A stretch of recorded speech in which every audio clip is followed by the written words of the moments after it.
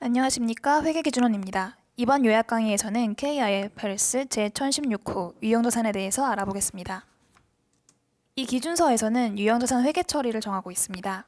유형자산이란 재화의 생산이나 용역의 제공, 타인에 대한 임대 또는 관리 활동에 사용할 목적으로 보유하는 물리적 형태가 있는 자산으로서 한 회계기간을 초과하여 사용할 것이 예상되는 자산을 말합니다. 같은 건물이라도 용도에 따라서 유형자산에 해당할 수도 있고 다른 자산으로 분류될 수도 있습니다. 분양 중인 건물과 같이 통상적인 영업 과정에서 판매를 위하여 보유하는 건물은 재고자산에 해당하기 때문에 유형자산이 아닙니다. 임대수익이나 시세차익을 목적으로 하는 토지나 건물은 투자부동산에 해당하므로 유형자산이 아닙니다.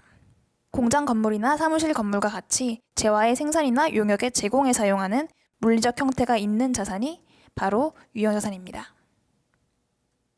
유형자산의 정의를 충족하더라도 바로 재무제표의 자산으로 인식할 수 있는 것은 아니며 유형자산 인식 기준을 충족하는지 검토해야 합니다.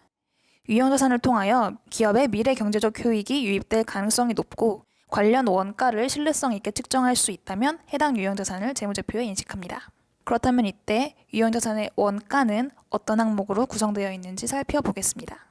첫 번째로 일반적인 유형자산 취득의 경우입니다. 먼저 해당 유형자산의 구입가격이 포함될 것입니다. 이러한 유형자산 구입가격에 취득 관련 세금을 가산하고 매입 할인과 리베이트 등을 차감합니다. 그리고 자산의 해체, 제거, 부지 복구에 소요될 것으로 추정되는 원가를 가산합니다. 이때 그러한 복구 의무를 반영하는 복구 충당 부채를 상대 계정으로 인식하게 되는데 해당 부채는 KIFRS 제1037호 충당부채 기준서를 적용하여 회계 처리합니다. 취득에 관련된 차입 원가를 유형자산에 포함하기도 하는데 그러한 차입 원가는 KIFRS 제1023호 차입원가 기준서에 따라서 자본화가 가능한 차입 원가에 한정됩니다. 그 밖에도 경영진이 의도하는 방식으로 자산을 가동하는데 필요한 장소와 상태에 이르게 하는 원가, 즉 취득에 직접 관련되는 원가가 유형자산의 원가를 구성합니다. 취득에 직접 관련되는 원가의 예로는 종업원급여, 설치장소 준비원가, 운송원가, 설치원가 및 조립원가, 유형자산의 정상 작동 여부를 시험하는 과정에서 발생하는 원가, 전문가에게 지급하는 수수료 등이 있습니다. 취득에 직접 관련되지 않아서 유형자산의 원가가 아닌 항목의 예로는 새로운 시설의 개설 원가, 광고비 및 판촉비, 직원 교육 훈련비, 관리비 및 일반 간접비 등이 있습니다. 두 번째로 비화폐성 자산과의 교환으로 취득한 유형자산의 원가를 알아보겠습니다. 교환으로 취득한 유형자산의 원가는 경우에 따라서 세 가지 방법으로 측정하게 됩니다. 제공한 자산의 공정가치로 측정하거나 취득한 자산의 공정가치로 측정하거나 제공한 자산의 장부금액으로 측정합니다. 자산을 역사적 원가, 즉 취득 당시에 지급한 현금 및 현금성 자산이나 그 밖의 공정가치로 자산을 인식하는 개념체계의 원칙에 따르면 교환으로 취득한 유형자산의 원가는 제공한 자산의 공정가치로 측정하는 것이 타당할 것입니다. 그러나 자산 교환 거래에서는 교환 거래에 상업적 실질이 있는가, 자산의 공정가치를 신뢰성 있게 측정할 수 있는가, 취득 자산의 공정가치가 더 명백한가에 따라 교환 거래 취득 원가를 달리 정하였습니다. 이는 경제적으로 식별 가능한 효과가 없는 교환 거래, 교환된 자산의 가공의 가치를 부여하여 차익을 조작할 위험 등을 최소화하기 위한 규정입니다.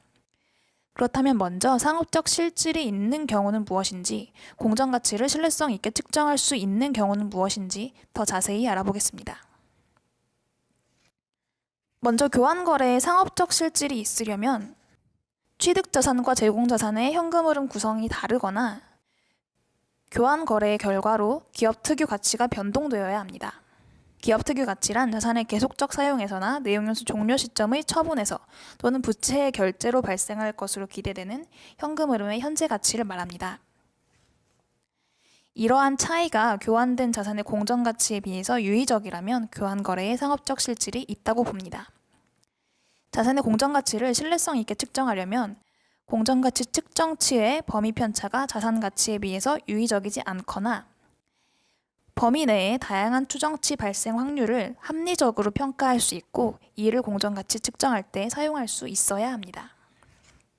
이렇게 교환거래에 상업적 실질이 없으면 제공한 자산의 장부 금액으로 원가를 측정하게 되며 이때는 거래손익이 발생하지 않습니다. 교환거래에 상업적 실질이 있더라도 자산의 공정가치를 신뢰성 있게 측정할 수 없다면 마찬가지로 제공한 자산의 장부금액으로 원가를 측정합니다. 위의 두 가지를 모두 충족하고 취득한 자산의 공정가치가 더 명백한 경우에는 취득자산의 공정가치로 원가를 측정합니다. 이때 취득자산의 공정가치가 더 명백한 경우가 아니라면 제공자산의 공정가치로 원가를 측정합니다.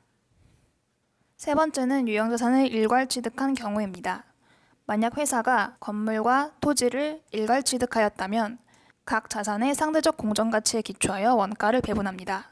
이때 일괄 취득 가격이 800이고 건물의 공정가치가 300, 토지의 공정가치가 700이라면 일괄 취득 가격 800을 각 자산의 상대적 공정가치에 비례하게 배분하여 취득 원가는 각각 240, 560이 될 것입니다. 한편 유형자산이 경영진이 의도하는 방식으로 가동될 수 있는 장소와 상태에 이른 후에는 더 이상 원가를 인식하지 않습니다. 따라서 가동될 수 있으나 실제로 사용하지 않는 경우나 완전 조업도에 미달하는 경우 발생 원가, 유형자산에 대한 수요가 형성되는 과정에서 발생하는 초기 가동 손실, 영업의 재배치 또는 재편성 원가와 같은 비용은 유형자산의 장부금액에 포함하지 않습니다. 이렇게 유형자산의 원가를 적정하게 한정해서 최초 인식한 후에 기준서에 따라 후속 측정을 수행해야 합니다. 기준서에서는 유형자산의 후속 측정 방법으로 원가 모형과 재평가 모형을 제시하고 있으며 기업은 둘 중 하나의 모형을 회계 정책으로 선택하여 일관성 있게 적용해야 합니다. 만약 회계 정책을 변경한 결과가 유형자산에 대하여 더욱 목적 적합한 정보를 제공한다면 이러한 측정 방법을 변경할 수도 있습니다. 원가 모형을 적용하는 경우 회사는 유형자산을 최초 인식한 후에 원가에서 감가상각 누계액과 손상차손 누계액을 차감한 금액을 해당 유형자산의 장부금액으로 합니다. 재평가 모형을 적용하는 경우 회사는 재평가 일의 공정가치에서 이후의 감가상각 누계액과 손상차손 누계액을 차감한 재평가 금액을 해당 유형자산의 장부금액으로 합니다. 즉, 유형자산을 측정하기 위해서는 감가상각해야 하고 경우에 따라 손상차손을 인식해야 할 수도 있습니다. 이때 손상차손은 KIFRS 제1036호 자산손상기준서에서 정하고 있기 때문에 본 요약 강의에서는 다루지 않겠습니다. 만약 재평가 모형을 선택하였다면 기업은 해당 유형자산의 공정가치를 측정하고 재평가 회계 처리를 추가로 수행해야 합니다. 이때 공정가치의 측정에 관련된 사항은 KIFRS 제1113호 공정가치 측정 기준서에서 정하고 있기 때문에 본 요약 강의에서는 다루지 않습니다. 이제 후속 측정에 관한 사항 중 감가상각과 재평가 회계 처리에 대해서 더 알아보도록 하겠습니다. 먼저 감가상각에 대한 내용입니다. 기업은 유형자산에 대해서 원가 모형을 적용하든 재평가 모형을 적용하든 반드시 감가상각을 해야 합니다. 감가상각이란 감가상각 대상 금액을 내용연수에 걸쳐서 체계적으로 배분하는 것입니다. 감가상각을 하기 위해선 자산의 잔존가치와 내용연수를 추정하고 적절한 감가상각 방법을 정해야 합니다. 잔존가치란 자산의 처분 예상 금액에서 처분 부대 원가를 차감한 금액의 추정치입니다.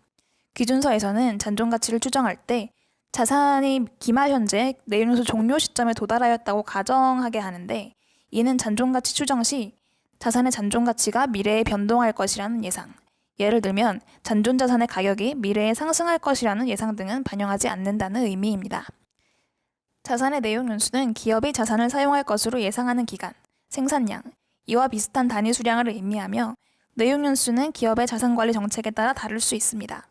예를 들어 어떤 기업에서 자산이 어느 정도 소모되면 처분하는 정책을 가질 수도 있고 이 경우 자산의 내용연수는 일반적인 경제적 내용연수보다 짧을 수 있습니다. 물론 같은 자산을 3년 사용한 경우와 5년 사용한 경우의 잔존가치는 달라질 수 있으므로 이러한 점을 함께 고려하여 감가상각 대상 금액과 내용연수를 결정합니다. 또한 기업에서는 자산의 미래 경제적 효익의 소비 형태를 반영하여 감가상각 방법을 선택합니다. 유형자산은 자산이 사용 가능한 시점부터 감가상각을 시작하고 감가상각할 때는 유형자산의 일부를 구분하여 감가상각할 수도 있습니다. 이렇게 감가상각 방법에는 정액법, 체감잔액법, 생산량 비례법이 있는데 정액법은 매기 일정하게 감가상각비를 인식하는 방법이고 체감잔액법은 매기 감가상각비가 감소하는 방식이며 생산량 비례법은 자산의 예상 사용량에 기초하여 감가상각하는 방식입니다. 기준서에서는 수익에 기초한 감가상각은 허용하지 않는데 그 이유는 감가상각 방법이 자산의 미래 경제적 효익의 소비 형태를 반영하는 것이기 때문에 수익에 기초한 방법을 사용하는 것이 적절하지 않고, 특히 수익은 유형자산 외의 투입 요소와 과정, 판매 활동과 수량 및 가격 변동에 영향을 받기 때문입니다.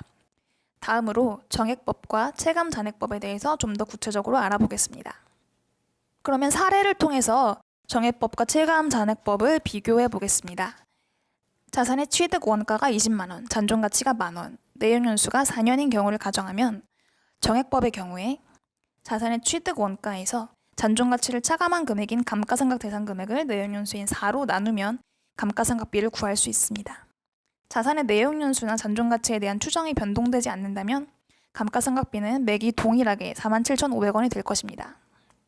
체감잔액법은 상각률을 정하는 방식에 따라서 정률법, 이중체거법 등이 있지만 궁극적으로 기간이 경과할수록 감가상각비가 감소한다는 공통된 특성이 있고, 이번 사례에서는 상각률 0.5를 가정해서 정률법을 적용한 경우를 살펴보겠습니다.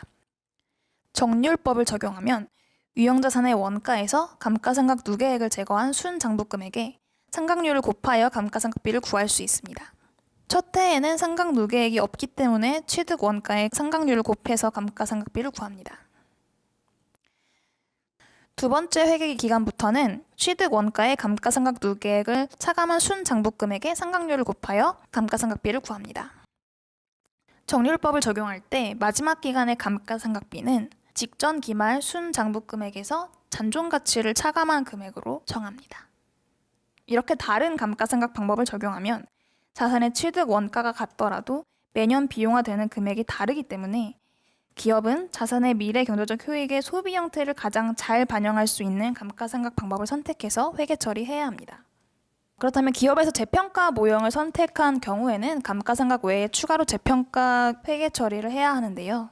재평가 모형을 적용한 공정가치를 신뢰성 있게 측정할 수 있는 유형자산은 재평가 일의 공정가치에서 이후에 감가상각 누계액과 손상차손 누계액을 차감한 재평가 금액을 장부금액으로 합니다. 재평가에 관련하여 그 단위, 빈도, 재평가 금액 조정 방법을 알아보도록 하겠습니다. 먼저 재평가 단위는 유형자산의 분류별로 재평가 모형 적용 여부를 선택하여 결정합니다. 이때 유형자산별로 동일한 분류의 유형자산은 동시에 재평가합니다. 그러나 재평가 회계처리 단위는 각 유형자산별로 관리합니다. 예를 들어 토지 A에서 발생한 평가차익과 토지 B에서 발생한 평가차손은 각각 인식해야 하며 이 둘을 상계할 수 없습니다. 재평가 빈도는 기말 장부금액과 공정가치가 중요하게 차이 나지 않도록 주기적으로 수행하는 것입니다. 따라서 그 빈도는 재평가되는 유형자산의 공정가치 변동 수준에 따라서 달라질 수 있습니다. 예를 들어 급격한 공정가치 변동으로 매년 재평가가 필요한 유형자산이 있을 수 있고, 공정가치 변동이 경미하여 빈번한 재평가가 필요하지 않은 유형자산도 있을 수 있습니다. 이러한 재평가 금액을 조정하는 방법에는 총장부금액 조정법과 감가상각 누계액 제거법이 있습니다. 총장부금액 조정법은 재평가 금액인 장부금액이 조정된 총장부금액에서 조정된 감가상각 누계액을 차감한 금액과 일치하게 하는 것입니다. 이때 조정 방식은 비례적 조정이나 관측 가능한 자료를 기초로 수정하는 방식이 있습니다. 두 번째로 감가상각 누계액 제거법은 먼저 감가상각 누계액을 모두 제거하고 그때의 총장부금액이 재평가 금액과 일치하게 조정하는 것입니다. 참고로 일반 기업 회계 기준에서는 감가상각 누계액 제거법만 허용하고 있습니다. 다음 장에서는 총장부금액 조정 방법과 감가상각 누계액 제거법에 대해서 자세히 살펴보겠습니다. 감가상각 자산의 경우 취득 원가에서 감가상각 누계액을 차감한 금액이 순장부금액이 되고, 이러한 순장부금액이 재평가 금액이 되도록 하는 것이 재평가 모형입니다. 따라서 총장부금액과 감가상각 누계액을 어떻게 조정하여 재평가 금액을 반영할지 결정해야 합니다. 그럼 사례를 보겠습니다. 취득일이 18년 1월 1일, 취득 원가 5만원, 18년의 공정가치는 48,000원, 내용연수 5년, 잔존가치는 없고 정액법으로 생각하는 자산의 예를 보겠습니다. 먼저 총장부금액을 조정하는 방법에서는 일단 감가상각을 수행하고 총장부금액을 비례적으로 조정하여 재평가 금액을 반영하도록 하겠습니다. 먼저 재평가 잉여금은 기말 공정가치 48,000원과 기말 장부금액, 즉 원가에서 감가상각 누계액을 차감한 4만원의 차이인 8,000원이 됩니다. 이때 장부금액이 4만 원에서 4만 8천 원으로 20% 증가하였기 때문에 총 장부금액과 감가상각 누계액도 20% 늘려주는 증액 조정을 합니다. 다음으로 감가상각 누계액을 제거하는 방법입니다. 마찬가지로 일단 감가상각을 먼저 수행하고 재평가액의 처리를 하겠습니다. 재평가 잉여금은 총 장부금액 조정법과 마찬가지로 기말공정가치 4만 8천 원과 기말장부금액, 즉 원가에서 감가상각 누계액을 차감한 4만 원의 차이인 8천 원이 됩니다. 그리고 기존의 감가상각 누계액을 모두 제거하고 총 장부금액이 재평가 금액과 일치하도록 2천 원을 차감해줍니다. 이렇게 각각의 방법을 적용하면 자산의 기말 순장부금액과 기타 포괄손익에 반영되는 재평가 잉여금, 이익잉여금에 반영되는 감가상각비는 모두 동일하지만 자산의 총장부금액과 감가상각 누계액은 서로 다른 금액으로 표시됩니다. 다음으로 재평가 손익을 인식하는 방법을 알아보겠습니다. 재평가를 수행하면 재평가로 장부금액이 증가하는 경우와 감소하는 경우가 생깁니다. 먼저 장부금액이 증가하는 경우에는 그 증가액을 기타 포괄손익으로 인식합니다. 다만 동일한 자산에 대하여 이전에 당기손익으로 인식한 재평가 감소액이 있다면 그 금액을 한도로 당기손익으로 인식합니다. 그리고 장부금액이 감소하는 경우에 그 감소액은 당기손익으로 인식합니다. 다만 동일한 자산에 대한 재평가 잉여금 잔액이 있다면 그 금액을 한도로 기타 포괄손익으로 인식합니다. 이 경우에는 재평가 잉여금으로 자본에 누계한 금액을 줄이게 됩니다. 다음으로 사례를 보겠습니다. 취득일은 18년 1월 1일, 취득원가 5만원, 내용연수 5년, 잔존가치는 없고 정액법으로 생각하는 자산입니다. 재평가 금액은 감가상각 누계액 제거법을 적용하는 것으로 가정합니다. 1차 연도에 기말상각 후 원가 4만원과 재평가 금액 5만원의 차이 만원은 재평가 증가액이기 때문에 기타 포괄손익에 반영합니다. 2차 연도에는 직전 기말 순장부금액의 잔존 내용연수 4년을 나누어 상각비를 구합니다. 이러한 감가상각비까지 반영된 기말상각 후 원가 37,500원과 재평가 금액 22,500원의 차이인 15,000원은 재평가 감소액이므로 당기손익에 반영하는 것이 원칙이지만 동일 자산에 대한 재평가 잉여금까지는 기타 포괄손익으로 인식합니다. 그리고 나머지 부분을 당기손익으로 인식합니다. 3차 연도에도 직전 기말 순장부금액의 잔존 내용연수 3년을 나누어 감가상각비를 구합니다. 이러한 감가상각비까지 반영된 기말상각 후 원가 15,000원과 재평가 금액 25,000원의 차이 만원은 재평가 증가액이므로 기타 포괄손익에 반영하는 것이 원칙이지만 동일 자산에 대해서 인식한 재평가 손실까지는 당기손익으로 인식합니다. 그리고 나머지 부분을 기타 포괄손익으로 인식하게 됩니다. 기타 포괄손익으로 인식한 재평가 잉여금은 이익잉여금으로 대체할 수 있지만 당기손익으로 대체할 수는 없습니다. 참고로 일반 기업회계 기준에서는 자산을 제거할 때 재평가 잉여금을 당기손익으로 대체하게 하기 때문에 차이가 있습니다. 이렇게 최초 인식하고 후속 측정한 유형자산은 처분하는 때나 사용이나 처분을 통해서 더 이상 미래 경제적 효익이 기대되지 않을 때 재무제표에서 제거합니다. 유형자산을 제거하는 시점은 원칙적으로 KIFRS 제1115호 수익기준서에 따라서 수령자가 해당 자산을 통제하게 되는 날입니다.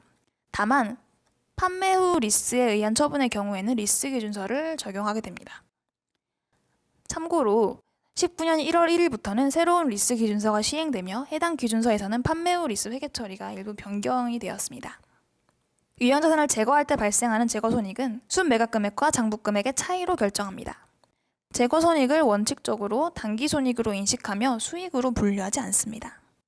다만 임대 목적 유형자산을 판매하는 경우에는 임대가 중단되고 판매 목적으로 보유하는 시점에 유형자산을 재고자산으로 대체하게 되며 이러한 자산의 판매 대가는 수익으로 인식합니다. 예를 들면 회사가 렌탈용 자동차를 판매 목적으로 보유하게 되는 경우가 있을 수 있습니다.